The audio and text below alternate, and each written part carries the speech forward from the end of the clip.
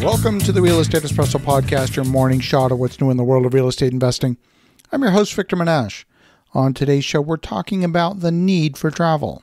It sounds strange to say need when we're talking about travel. According to a report just issued last week by hotel analytics firm STR Global, for the first week of January, across the entire United States, occupancy in hotels was a measly 37%. The average daily rate was at $87.97. That's a 27% decline from last year. And revenue per available room, or RevPAR, was $32.59. That's almost half of what it was at this time last year. These are crushingly bad numbers. They represent an uplift from the low points in Q2 of last year, but these are far below profitable levels for the industry. According to Airbnb CEO Brian Chesky, the changes the COVID pandemic has brought to the travel and lodging industry are permanent shifts, not temporary adjustments. In one of his first major interviews since Airbnb made its long-awaited IPO, Chesky sat down with Reuters last week for a wide-ranging discussion.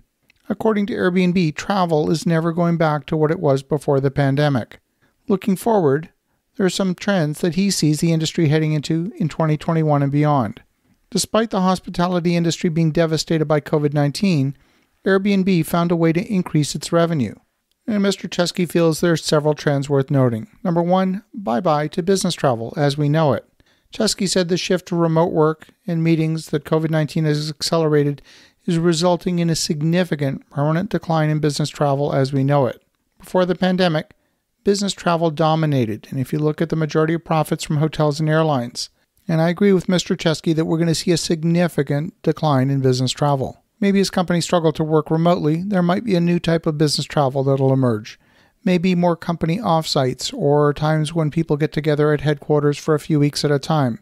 But the idea of people getting on an airplane just for a meeting out of respect is probably gone unless it's really critical. Now, I have a slightly dissenting view on this particular point. People used to travel for all kinds of reasons in business. There's no doubt there's many meetings that can be held as effectively online in person. I'm a huge believer in using technology for these types of meetings. But when I've traveled on business, it's been for a primary purpose, and that is to build relationships. I believe relationship building is better done in person, and those in the future who are clear as to why they're traveling will have a competitive advantage.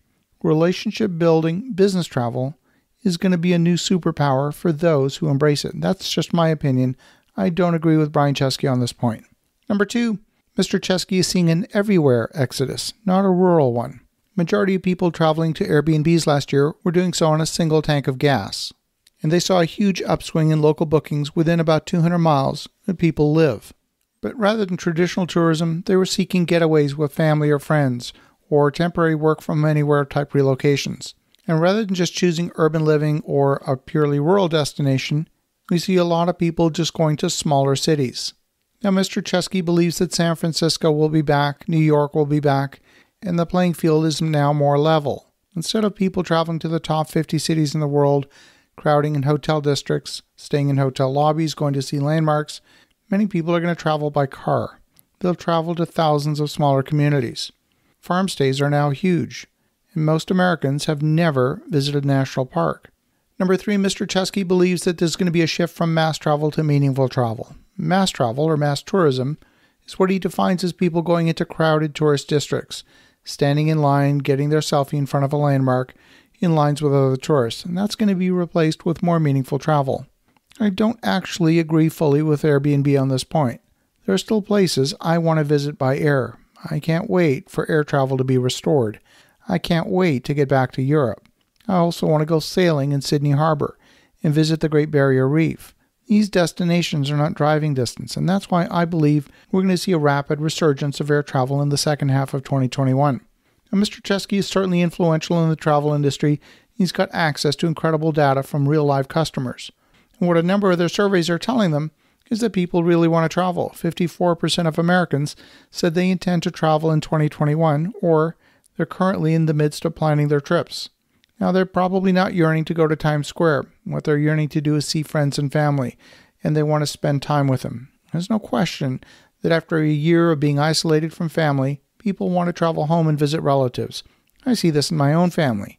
And for the next year, travel is going to be more about connecting with friends and family than visiting the Louvre or the Eiffel Tower. I agree with him on that point. And Mr. Chesky believes this is going to be a semi-permanent shift, and this is where we disagree. I believe the first trip will be to visit family and friends. But what about the second trip or the third? People in northern climates are addicted to their winter getaway to that beach destination where they can layer on the sunscreen and get sand in their toes. Travel is not just about connecting with people, it's about regeneration. That means getting out of your home environment for a change of scenery. And it's very hard to have an effective vacation at home or even within a short distance of home when there's dozens of unfinished chores calling for your attention. When you board a flight, take a cruise, you can truly disconnect from your day-to-day life if you choose to and get a real recharging of your batteries. The biggest loser in the wake of the pandemic is going to be the business hotel located next to the business park. Those hotels located next to the entertainment district and next to major attractions that people still want to see are going to continue to do well in the post-pandemic environment. As you think about that, have an awesome rest of your day. Go make some great things happen. I'll talk to you again tomorrow.